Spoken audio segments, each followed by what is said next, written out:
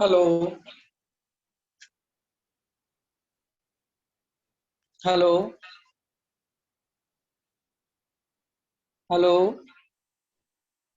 Yes, sir. Okay, so good morning. Today we have discussed the method of measurement of low resistance. That means from 0 to 1 ohm. In the last class, we have discussed the measurement of uh, medium resistance. So that means medium resistance from 1 ohm to 10 to the power 5 ohm. Uh, and the method are ampere voltmeter method, then substitution method. Third one is the Wheatstone bridge. So among them, Wheatstone bridge is best method for the accuracy point of view. Now, method of measurement of low resistance, that means from 0 to 1 resistance. So the method of measurement of low resistance are voltmeter, ammeter method, Kelvin double bridge method, potentiometer method. Because this method uh, have some precious measurement, because the resistance, that means from 0 to 1 ohm, are a very less. So if you want to measure a resistance of 0 to 1 ohm, so actually the wire, connecting wire, may change the measurement data, because the 0 to 1 ohm are very less. You can say that the single strand wire have a resistance from 0 to 1. So the connecting wire of for the measurement, for example, if you want to measure uh, if you want to measure a 0 to 1 ohm using voltmeter ammeter method, so in this case, voltmeter ammeter resistance, ammeter resistance, and the connecting wire resistance have a huge create a huge error in the measurement of low resistance. Okay, so the best appropriate method for the measurement of Kelvin double bridge. Okay, so we have to minimize error due to connecting wire, error in the measurement of 0.1 ohm, 0 to 0.0 to 1 ohm resistance, so that you have to minimize the error by the connecting wire. So the best method is Kelvin double bridge. So Kelvin double bridge method is actually the modification of Wheatstone bridge. Okay, so what is the problem when you measure resistance, that means from 0 to 1 ohm resistance using Wheatstone bridge? Suppose this one is the 0 to 1 ohm resistance, Wheatstone bridge PQRS, where R is the unknown resistance that you have to measure using. Suppose if you want to measure a resistance using Wheatstone bridge, so what problem you have to face, and what type of error we have occurred during the measurement of 0 to 1 ohm resistance using the Wheatstone bridge. So PQRS, there is one galvanometer, and R is the unknown resistance, that means its value from 0 to 1 ohm, and there is one connecting wire that connect resistance R with the variable resistance S. So suppose the resistance of connecting wire is small r, and that means the galvanometer terminal connect between suppose the in terminal of the connecting wire M and N, and suppose they connected in between at point D. So the some part of the resistance, that means suppose R1 is in series with the unknown resistance, and R2 in series with the variable standard resistance. Okay, so Kelvin double bridge is a modification of Wheatstone bridge, provide generally increased accuracy in the measurement of low resistance. So as I discussed, suppose R is the resistance of lead, that means the connecting wire. When the galvanometer is connected to the point M, the resistance R of the connecting lead is added to the standard resistance as a resulting indicating of low indication of low resistance of the indicator with the unknown resistance R. Okay, so problem समझ में आया। व्हिटस्टोन bridge method से अगर हम लोग low resistance को measure करते हैं तो क्या प्रॉब्लम आएगा? हेलो, तो सपोज मान लेते हैं ये जो तुम्हारा अननोन रेजिस्टेंस है R 0 to 1 ओम का, यहाँ पे कनेक्टिंग वायर जो RMS को कनेक्ट कर रहा है उसका इंटरनल रेजिस्टेंस जो है वो मान लेते हैं स्मॉल r है। सो इस कनेक्टिंग वायर के बीच में कहीं पर भी गैल्वेनोमीटर को कनेक्ट करेंगे तो इसका जो पार्ट है, सपोज R1 पार्ट जो है वो स्टैंडर्ड रेजिस्टेंस अननोन रेजिस्टेंस के साथ सीरीज में आ गया एंड R2 पार्ट जो है वो स्टैंडर्ड रेजिस्टेंस के साथ सीरीज में आ गया। सो दैट मीन्स अब हमारा गैल्वेनोमीटर जो नल पॉइंट डिटेक्ट करेगा वो नल पॉइंट डिटेक्ट करेगा R plus small r1।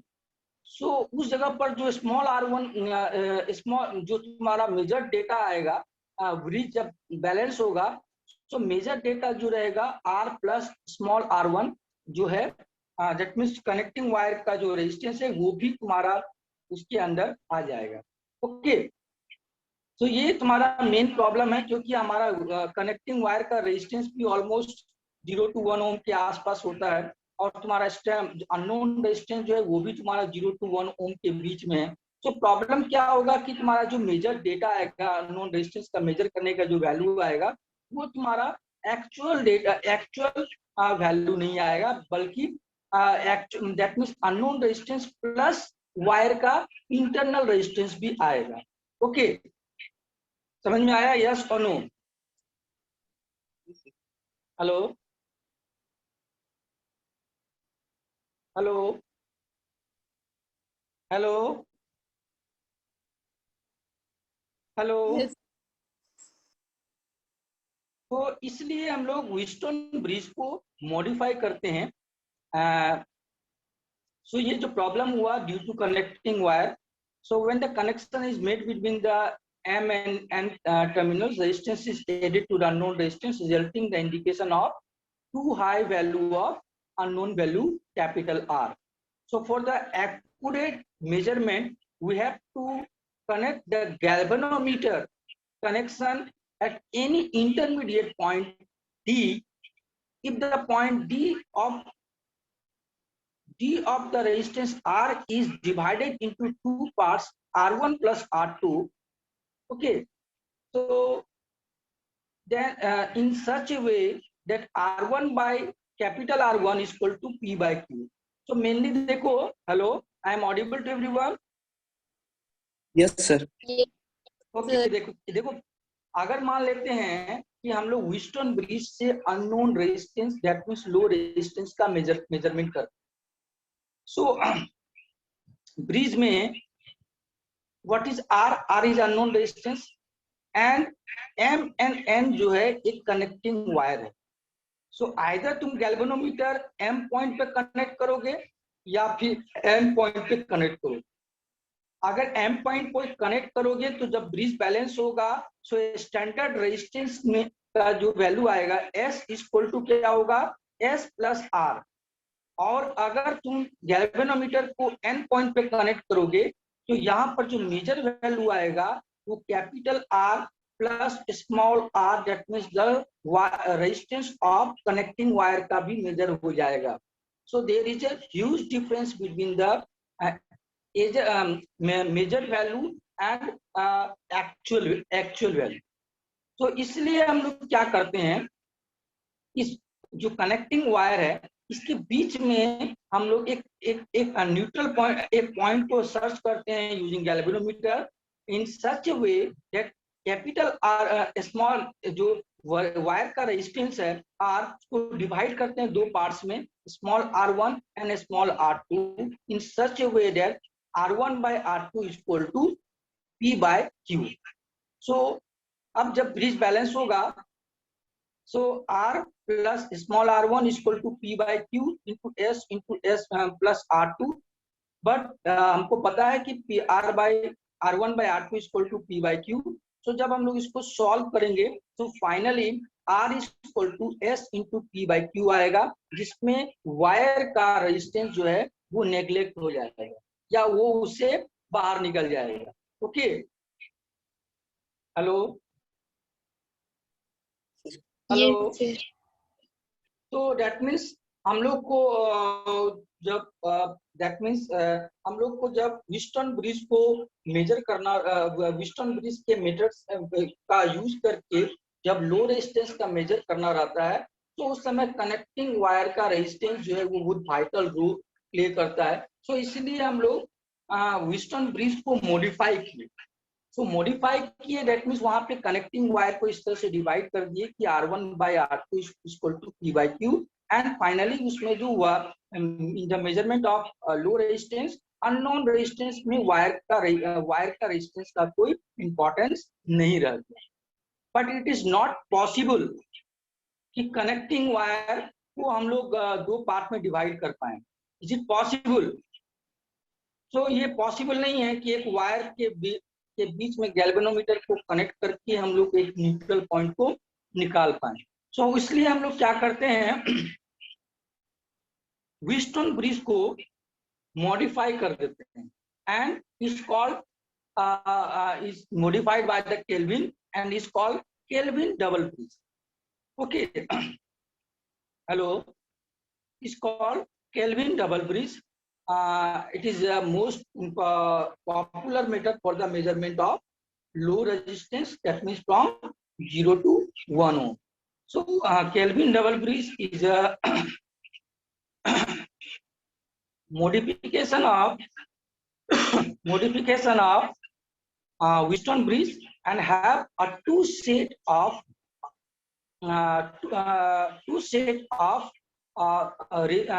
means the ratio arms. Ratio arms, that means P by Q यहाँ पे जो है कैपिटल P, यहाँ पे जो P एंड Q था उसका दो सेट लेते हैं हम लोग यहाँ पे, इसीलिए इसको डबल ब्रिज करते हैं, क्योंकि यहाँ पे P एंड Q जो होता है, हेलो, P एंड Q जो है इसका दो पार्ट रहेगा, capital P Q and small p Q, दो पार्ट से रहेगा। एंड ये जो R है ये तुम्हारा अननोन रेजिस्टेंस है, ये कनेक्टिंग वायर है, और S जो है वो तुम्हारा स्टैंडर्ड रेजिस्टेंस है। सो ये तुम्हारा modification of Wheatstone bridge for the measurement of low resistance is called, you can say that is called is modified by the Kelvin, and it's have a double set of arms ratio, that means P by Q और एक small P by Q, यहाँ पर दो set है। तो हम लोग यहाँ पर दो सेट लेते हैं। तो यहाँ पे हमेशा याद रखना है कि हम लोग जो यहाँ पे दो सेट लिए हैं, P capital P and small capital Q and small P and small Q, तो ये जो दो रेशियो आर्म्स जितनी दो रेजिस्टेंस लिए हैं, इसका जो रेशियो रहेगा हमेशा सेम रहेगा, that means capital P by Q and small p by Q जो है उसका वैल्यू जो है वो हमेशा सेम रहेगा। ओके, एंड हमारे पास अननोन रेजिस्टेंस क्या है, capital R, and what is small r जो है वो वायर का रेजिस्टेंस है। सो इस तरह से हम लोग यहाँ पे कनेक्शन करेंगे और गैल्वेनोमीटर को जैसे पहले कनेक्ट किए थे उसी तरह से कनेक्ट करेंगे। ओके, तो देखो ये ब्रिज में हम लोग कैसे इक्वेशन लाएंगे, and how to measure low resistance using Kelvin double bridge. So under balance condition there is no, जब बैलेंस रहेगा so there is no current flowing through the galvanometer, that means voltage across, hello, that means voltage across EAB is equal to AMD।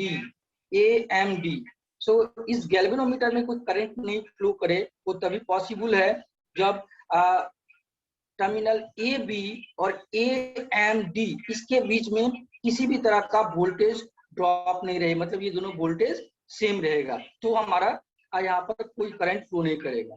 और EAB equal to क्या होगा, EAB equal to क्या होगा, P by P plus Q into applied voltage, that means applied voltage क्या है तुम्हारा, voltage across terminal A and terminal C। Okay, hello, and applied voltage EAC equal to I into जो current flow कर रहा है R plus S into, यहाँ पे देखो जब ब्रिज बैलेंस है, सो पी एन क्यू क्या है, सीरीज में है, पी एन क्यू सीरीज में है, उसके साथ स्मॉल आर जो है वो पैरेलल में है। So that means the total resistance, जो रेजिस्टेंस कितना हो गया, R plus S plus P plus P and Q are in series with parallel with the wire resistance small r. So ये हो गया तुम्हारा applied voltage, that means EAC is equal to capital I into R plus S plus P plus Q into R divided by P plus Q plus R. Okay. So now यहाँ से हमको पता बताओ कि what is the value of EMD. EMD मतलब क्या हो गया, A voltage drop across terminal A, M and D. Okay, so यहाँ पे कितना हो जाएगा तुम्हारा, so करंट फ्लो कर रहा है रेजिस्टेंस R के through I, so I into R plus, अब यहाँ पे बताओ, यहाँ पे जो करंट I आ रहा है वो करंट डिवीजन रूल से यहाँ पे डिवाइड हो जाएगा। तो करंट डिवीजन रूल से यहाँ पे अगर डिवाइड होगा तो अक्रॉस P कितना जाएगा, अक्रॉस P कितना जाएगा, हेलो, तो अक्रॉस P जाएगा P by P plus Q into Q plus P plus Q into R plus P plus Q plus R। ये समझ में आया या नहीं आया, हेलो सर हमको समझ में नहीं, सर एक बार फिर से समझाइए ना, नहीं समझ में आया। कौन सा पोर्शन समझ में नहीं आया, सर यहाँ पे जो आप EAC equal to I bracket R plus S plus PQ, वो मतलब कैसा है वो आगे समझा दीजिए ना। ओके ओके, देखो जब ब्रिज बैलेंस है तो गैल्वेनोमीटर के थ्रू कोई करंट फ्लो करेगा, बैलेंस कंडीशन में नहीं करेगा, वो नहीं करते हैं। नहीं करेगा। ओके, सो यहाँ पे ये जो यहाँ from terminal A to C देखो करंट क्या फ्लो कर रहा है यहाँ पे, what is the current, I, capital I. So that means voltage drop across terminal EAC equal to I into equivalent resistance होगा। Yes sir. ओके, सो यहाँ पे देखो इक्विवेलेंट रेजिस्टेंस निकालते हैं, सो यहाँ पे देखो I जो करंट जा रहा है उसके रेस्पेक्ट में P एंड Q क्या है, सीरीज में है या पैरेलल में है, कौन सा सर, पैरेलल में है वो, capital P small Q, small P small Q, capital P and capital Q अभी छोड़ दो, उधर तो करंट जा ही नहीं रहा है, वो पोर्शन तुम्हारा डिस्कनेक्टेड है, ओपन सर्किट की तरह वहां पे है। So small P and small Q क्या है, सीरीज में है या पैरेलल में है, पैरेलल में है। जी नहीं, यहाँ पे सीरीज में है। जो करंट यहाँ से आएगा, यहाँ से देखो इसका कुछ पोर्शन इधर जाएगा, गैल्वेनोमीटर में कोई करंट फ्लो नहीं करेगा, फिर Q में आएगा, फिर यहाँ से रिटर्न हो जाएगा। तो small P and small Q जो है वो सीरीज में है। सर इसीलिए नहीं समझ में आ रहा, हमको लगा पैरेलल में है, इसीलिए मैंने कैलकुलेशन गलत ही कर रहा था। नहीं, यहाँ से जो करंट जाएगा कैपिटल I, इसका दो भाग में डिवाइड होगा, एक R में जाएगा, एक P में जाएगा, यस और नो। यहाँ पे माउस जहाँ पे है वहां पे देखो, हेलो, जो कैपिटल I आ रहा है एट पॉइंट M, यहाँ पर दो पाथ है, एक through P and through Q, through R, yes और नो, हेलो। हाँ यस सर।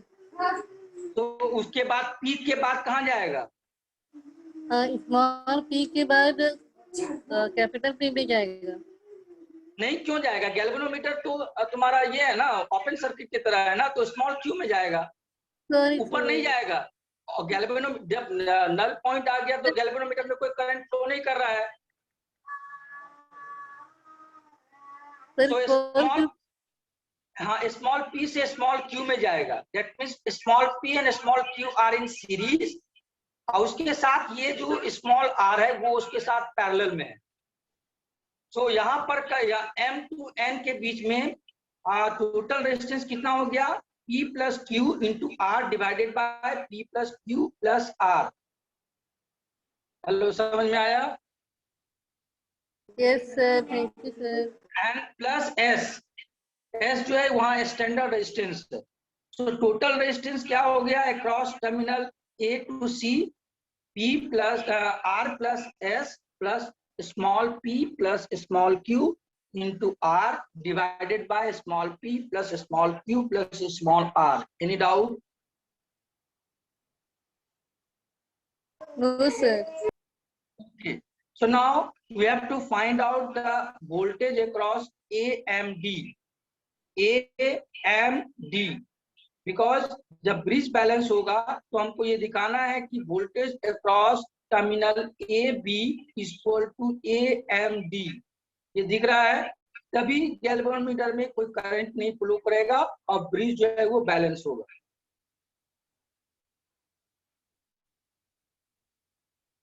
ओके, सर इस तरह का कनेक्शन कहाँ पे यूज होता है? ये केल्विन डबल ब्रिज जब हम लोग लैब में यूज करते हैं for the measurement of low resistance, वहां पर इस तरह का ब्रिज यूज होता है। यहाँ पर दो रेशियो ऑप्शन था, P by Q and small p by Q. तुम्हारे पास दो सेट ऑफ रेशियो रहेगा, capital P by Q, small p by Q. इस दोनों का जो रेशियो है वो तुमको हमेशा मेंटेन रखना है। अगर वो इसको 1 ओम रखते हैं, इसको 10 ओम रखते हैं, तो कैपिटल P बाई क्यू का रेशियो कितना होना चाहिए, 1/10, and small p by Q अगर इसको 10 रखते हैं तो इसको 100 रखेंगे। इस दोनों का जो रेशियो रहेगा हमेशा तुमको मेंटेन करना है, उसके बीच में गैल्वेनोमीटर रखना है। और ये तुम्हारा केल्विन डबल ब्रिज का डायग्राम है। इसी तरह से कनेक्ट करते हैं तो हम लोग को अननोन रेजिस्टेंस मेजर होता है, और कनेक्टिंग वायर आर जो है उसका कोई भी रूल तुम्हारा मेजरमेंट पर कोई भी इफेक्ट नहीं पड़ेगा। सो पहले इसका डेरिवेशन देख लेते हैं। Okay, so finally EMD is equal to I into capital R, क्योंकि AMD इज इक्वल टू यहाँ पर करंट जा रहा है plus voltage drop across P terminal. So यहाँ से हमारा P टर्मिनल के क्रॉस ये तुम्हारा आ गया। Now so at a balance condition EAB is equal to EMD। सो हम लोग उसका डेटा पुट कर दिए, और यहाँ से पुट करने के बाद हमको पता चला कि R is equal to S into capital P by capital Q। यहाँ पे अननोन रेजिस्टेंस जो था वो standard value that means S into P by Q में आया। और कनेक्टिंग वायर का जो प्रॉब्लम था वो तुम्हारा मेजरमेंट में कहीं पर भी कोई इफेक्ट नहीं डालते। Any problem? That means measurement of resistance using Wheatstone bridge में हम लोग को ये प्रॉब्लम नजर आया कि अगर हम लोग व्हीटस्टोन ब्रिज से मेजर करते हैं तो कनेक्टिंग वायर का जो वैल्यू रहेगा वो तुम्हारा मेजरमेंट में इफेक्ट डाल सकता है। तो उसके लिए हमारे पास एक ऑप्शन है कि कनेक्टिंग वायर को हम लोग इस तरह से, कनेक्टिंग वायर के बीच में गैल्वेनोमीटर से इस तरह से कनेक्ट करें कि कनेक्टिंग वायर जो है उसका रेजिस्टेंस को डिवाइड का जो रेशियो रहे वो P बाई क्यू में कनेक्ट हो जाए। बट ये फिजिकली पॉसिबल नहीं है एक कनेक्टिंग वायर के बीच में नल पॉइंट को डिटेक्ट करना। इसीलिए हम लोग यहाँ पे double ratio arm that means Kelvin double bridge का यूज करते हैं for the measurement of resistance. And finally theoretically हमको यहाँ पे प्रूव हो गया कि in the measurement of resistance the connecting lead resistance have no effect on the measurement. देखो फाइनली यहाँ पे जो unknown resistance capital R is equal to standard resistance into capital P by Q आया। Okay, hello. So finally,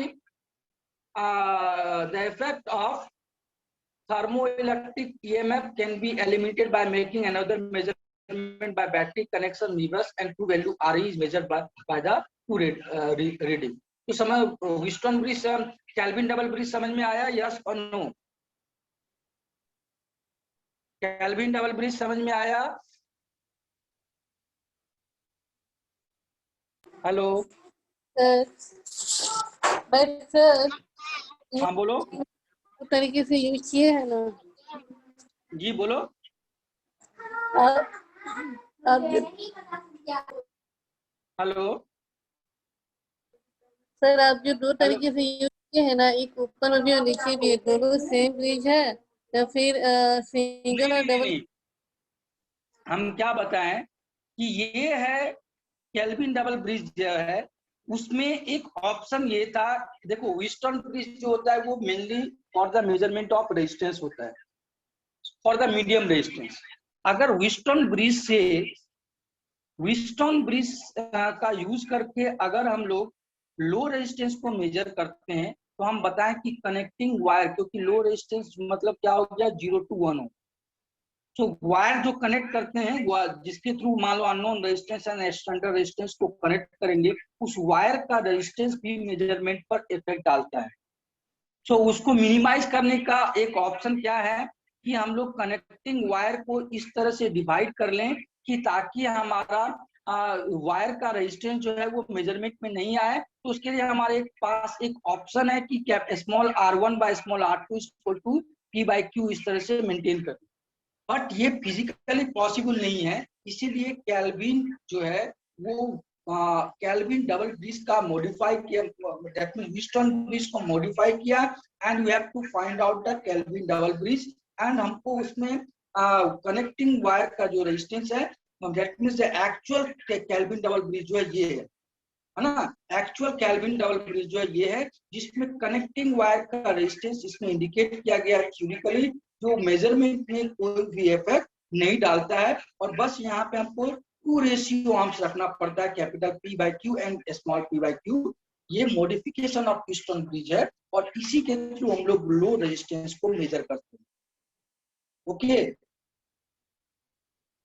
any problem?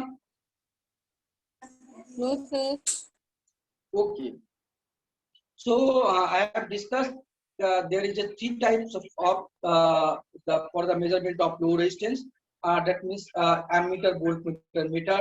That means as discussed, but यहाँ पर भी problem क्या है कि ammeter and voltmeter का जो internal resistance है वो low resistance के मेजर में प्रॉब्लम आएगा। Second one is the Kelvin double bridge.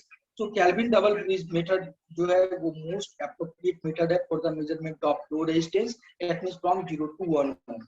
Okay, so ये प्रैक्टिकली लैब में तुम इसको परफॉर्म कर सकते हो for the measurement of low resistance. Third one is the potentiometer method. तुम लोग कौन कौन पोटेंशियोमीटर देखे हो? एनीवन?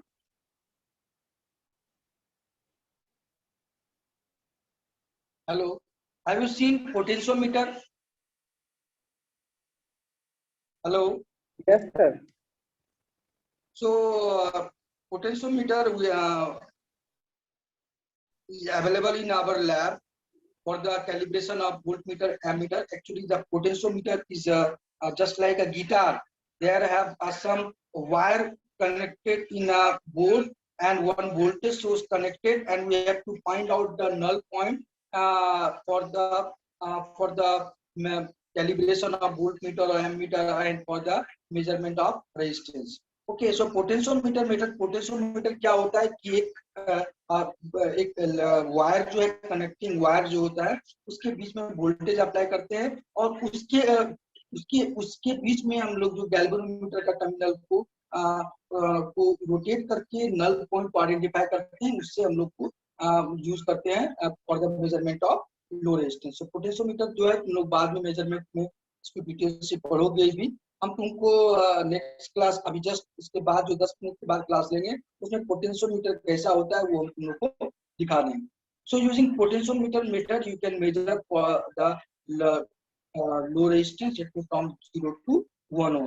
सो देखो यहाँ पे ये तुम्हारा सर्किट डायग्राम है। यहाँ पर हम लोग एक सप्लाई यूज करते हैं, डीसी सप्लाई यूज करते हैं। यहाँ एक रियोस्टेट रहता है, एमीटर कनेक्ट करते हैं। यहाँ पर एक अननोन रेजिस्टेंस R है, और यहाँ पर एक स्टैंडर्ड रेजिस्टेंस S है, और यहाँ पे एक डबल टू वे स्विच है। एक बार हम लोग यहाँ पर R/S का रेशियो मेंटेन करते हैं और इसको पोटेंशियोमीटर से कनेक्ट करते हैं ताकि वहां पे हमारा नल रेजिस्टेंस मिल जाए। So using potentiometer meter, that means the unknown resistance R is connected in series with the standard resistance S. The current through the circuit is controlled with the help of rheostat. इस circuit का जो current है वो rheostat से हम लोग control करते हैं।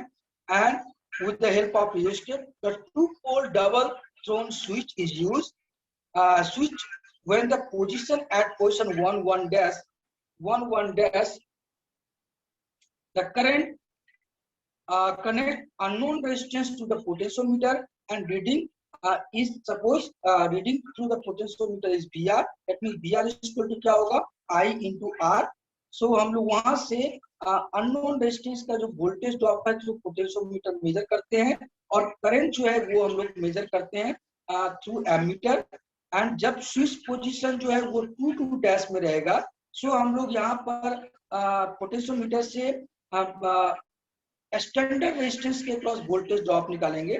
That means voltage reading at the potentiometer when they connect to the standard resistance. So finally तुम्हारा unknown resistance is equal to क्या हो जाएगा, that means the voltage across the unknown resistance divided by voltage across the standard resistance into S. So ये meter जो है, the accuracy of this meter depends on the assumption that there is no change in the value of current when the two different measurements are taken. Therefore the stable DC supply is absolutely measured, and the resistance of the standard resistor S must be accurately known, should be for the same order or order of the resistance, and potentiometer method are the measurement of the resistance is suitable for the measurement of low resistance. Hello, तो यहाँ पे हम लोग क्या करते हैं, हम एक बताते हैं, यहाँ पे देखो एक अननोन रेजिस्टेंस है और एक स्टैंडर्ड रेजिस्टेंस है।